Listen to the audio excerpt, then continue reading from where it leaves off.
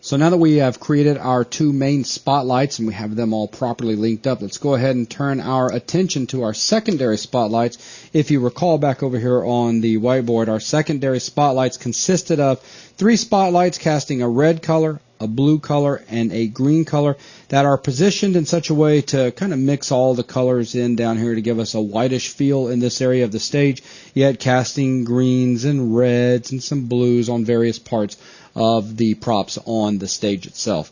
So with that, I'll go ahead and hand this over to Steve. This should be a relatively quick and easy video. Awesome. So I'm going to jump over into Houdini. Let's back out from our scene, and I'm going to create a new spotlight and push enter to create that spotlight at the origin. And let's rename this spotlight to secondary spot 1. And I'm going to position this for our red light that we have over here in our whiteboard, so it's going to be towards this corner of the stage, and recalling that it's going to be up around the altitude of our ladder. So I'm going to switch over to a top view with space 2, and I'm going to position this guy around about this corner of our stage. So something like so, maybe slightly further, somewhere around there. And then I'm going to switch over to a front view, and move this guy up in Y around about something like so. We're also then going to switch over back to a top view with space 2. I'm going to reposition the aim to aim this more towards where our pool is. So I'm going to right click and align our handle with the world and move our aim over around to where our pool is, and switch over to a front view. I'm just going to bring our aim up very slightly from the floor. So something like that will probably position our light very nicely for what we need. And if we were just to render that now, we'll see that we've got a white light being cast over this general area.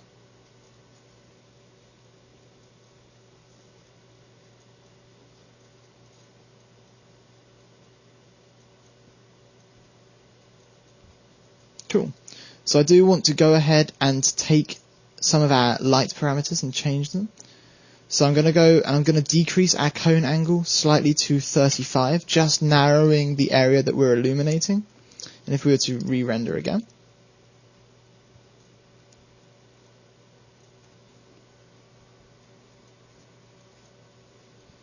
you see we now have a slightly tighter focus on the props that are on the stage, and we're not illuminating our audience over here, so that's much nicer. I also want to give us a red light color, since this is the red light that we're setting up. So let's bring up our color swatch and grab something around a fairly intense red color. We are going to be emitting both diffuse and specular light, much like our main spotlights. These are fairly important lights in our animation, so I'm going to emit both diffuse and specular. Of course, when we come to compositing, we'll have control over just how much specular we actually include in the final render, but I am going to emit it so that we do at least have it there to work with. So they're the basic settings set up. I guess if we re-render, we can now see this being red light emitted, and then we can go ahead and set up depth map shadows for this light. So yeah, now we're getting very intense red light, which on its own wouldn't really work, but when we combine it with our green and blue lights, we're going to actually get some fairly nice colourful illumination around here. So in terms of shadows, we're going to use depth map shadows again, and if we were to render this, we're probably going to see straight away some of the issues that we're going to get.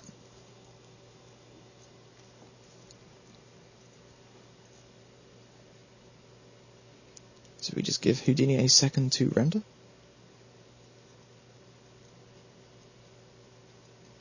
Yeah. So we can see we've got jaggy shadows and we've got that speckling issue. Now the jaggy shadows are coming from the resolution of our depth map not quite being large enough.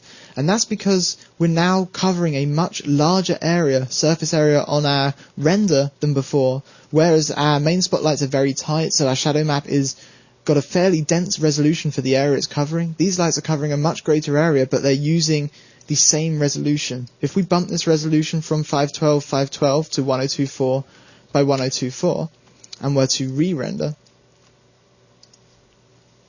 we'll tighten up quite a lot of the jaggedness, but we're still going to have that speckling issue.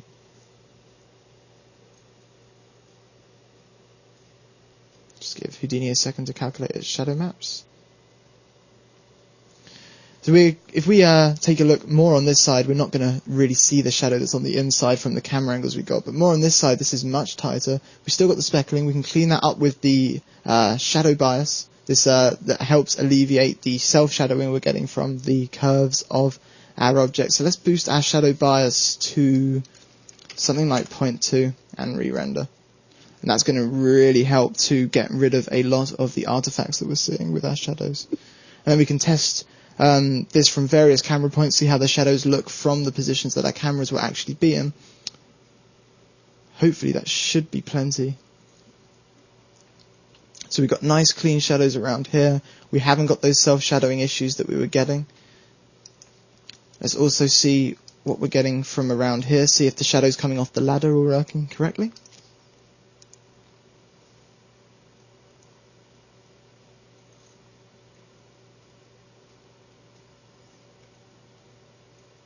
And playing the waiting game is really what it's all about when you begin lighting and setting up materials to work with your lights. So I'm fairly happy. That's looking fairly clean. It's not looking like we're getting any weird self-shadowing issues. We can always, once we've got other illumination in that maybe will make this more apparent, we can come back and tweak these settings later. But I'm going to leave that for now as our red spotlight and go ahead and create our blue spotlight. So I'm going to Control-C, Control-V to duplicate to create secondary spot 2. Let's switch over to a top view. And if we recall, our blue spotlight's going to be positioned around the back of the stage. So I'm going to right-click and align our handle with World. And I'm going to drag our secondary spotlight over towards the back of the stage. And I'm going to leave it with the same altitude in Y. I am going to slightly offset the aim more towards our ladder than the pool. And with that in place, if we switch over to a perspective view, we do need to change the color of our light. So I'm going to grab a fairly light blue. So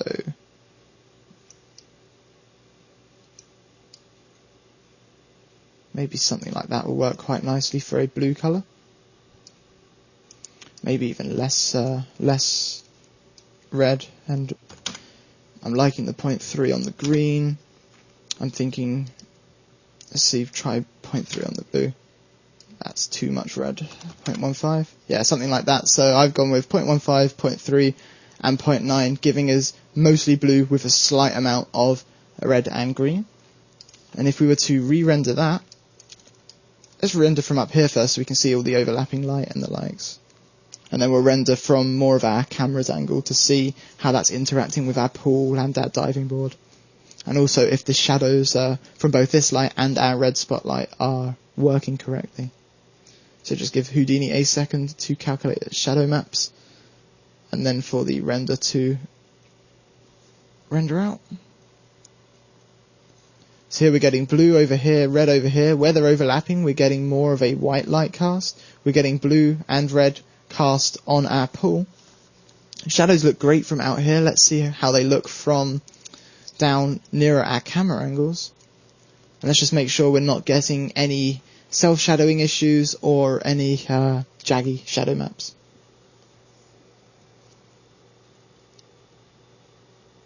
As we wait once more for Houdini to render. It's thinking. There we go.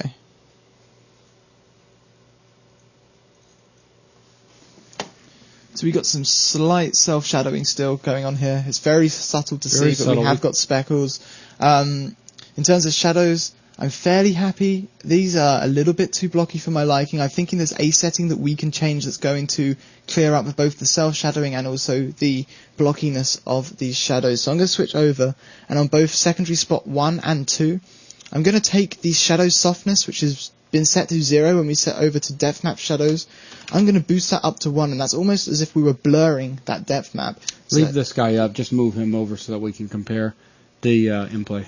Okay, I'll leave him up and then we'll get a second frame, and hopefully we'll I'll do this on our other spotlight as well. So boost up shadow softness to 1 and render out, and this will bring it up as a new frame within our end play.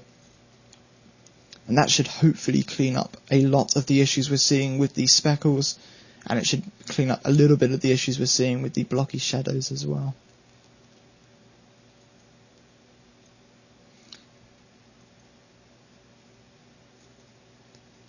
It's cleaned up the speckles nicely. It's not really taking care of the blocky shadows so much, but if we keep an eye on the speckles, they have been taken care of. Blocky shadows, not so much. Let's see how they look from the camera angle we're going to be rendering from, and if we need to, we can boost up our resolution or also boost up maybe our softness a little bit further, see if we can get that to kick in. So let's take a look. It will be shot 3 that we're actually looking through. And where's the closest we get to looking at those shadows? Probably right around here. Let's see how this looks if we were to render out from this particular view. But yeah, setting up shadows is really interesting because you've got the technical side of all of these settings, but it's really an artistic process because it's just an iterative process of seeing what the shadows are looking like, tweaking your settings and seeing the effect that they have, and if it's working in the direction that you want to go or in the direction that you don't. It's like going away from where you were after. So yeah, I mean, really from this angle we can't notice the blockiness. And I guess the thing that's saving us here is when we're here, the spotlight coming from our character is helping to dull down those shadows, so we're really not seeing as intense of a blockiness. So I don't have any issues with these shadows being kept the way that they are. Okay. So now we've got our blue light, our red light. Let's create our green light. So I'm going to back out and Control-C, Control-V our secondary spot 2 to create the third secondary spot.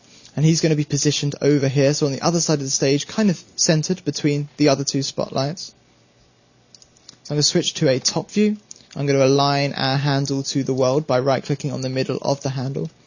And then let's drag him over here, somewhere central between those other 2 spotlights, maybe a little bit further away from the stage. And I'm also going to set the aim more around to this side, so down here by the pool. So I'm going to right click and align a handle again to world and move the aim more over to our pool. And I'm going to grab the light tab for our light, and I'm going to set him to have a green color. So something like that will probably work out quite nicely. We may want to make it slightly less of an intense green. We'll see how that looks in the render. If you don't mind, go ahead and move this guy over just a little bit to like maybe right over in here. Yeah. Somewhere around there? Yeah. I'm also thinking that green is going to be a little too strong, so I'm going to just bring in a little bit of red and a little bit of blue just to take off from that white. Just to take the edge off. Yeah, because that was a little bit too luminous and it was going to give me a headache. So I'm going to switch over to perspective. And I'm going to render out again from back here so we get an overall feel for the lighting, and then we'll come in and see how that's going to look from some of our shot positions. So let's do another render. And obviously, as we add more and more lights, Houdini is going to take longer and longer to render, which is one of the main reasons that we render out everything in passes. That's right, but you know what the beautiful thing is? Our viewers have that track bar. Yes, they do. So they can quickly slide forward. It's the fastest rendering they've ever seen. I wish we actually had one of those when we were rendering anyway. It'd be great if renders were a lot quicker than they actually are. But so now the white area is going to be much more pronounced as it is there. So yeah, we've still got the red and blue, and the main red and blue is actually coming from these specular highlights, and we're going to dull down those specular highlights an extreme amount when we come into post. The blue is illuminating the audience. I'm not worried about that. I know ahead of time that I'm actually not going to allow this light to affect our audience in terms of when we're rendering out render passes, so that doesn't bother me. I am really interested by the light interaction on the pool. That's looking really nice. We're getting a whole range of colours. That was the feeling we were going for, a very circusy feel. So let's bring our camera down into the scene, and we can even render this through shot 3 from around this position and see how that's looking, and then also take it up to when we've got that crane shot at the top and see what it's looking from there. And if everything's looking great, we can call this video a wrap. Now don't panic if you're thinking any of the lights or the combination of lights are way too bright. This is easy to control a little bit later That's on. one of the reasons that I'm not worrying about the light intensity, because I know ahead of time that most of these lights are going to be broken down into separate passes. I know that I'm going to have full control over how much illumination those lights are actually casting on our scene. So that means that as long as the lights that are interacting well together in terms of all of our secondary spots interacting well together, then as a whole I'm going to be able to change those in post. So yeah, I'm really happy we're getting green over here going through to blue, going through to red. We're getting a nice yellowy green feeling on the ladder and some green cast on our ball. So let's jump over to later on when we're looking back down at everything and see how this looks when we render out. I'm fairly confident it's going to look quite nice from when we were backed out earlier and rendered everything out. And you'd also notice from the fact that we've got shadows being cast by all three of these spotlights, we're getting a really interesting shadow pattern of like 3 different shadows coming out from our ladder and 3 shadows from our pool. Let's just give Houdini a second to render. And here it comes.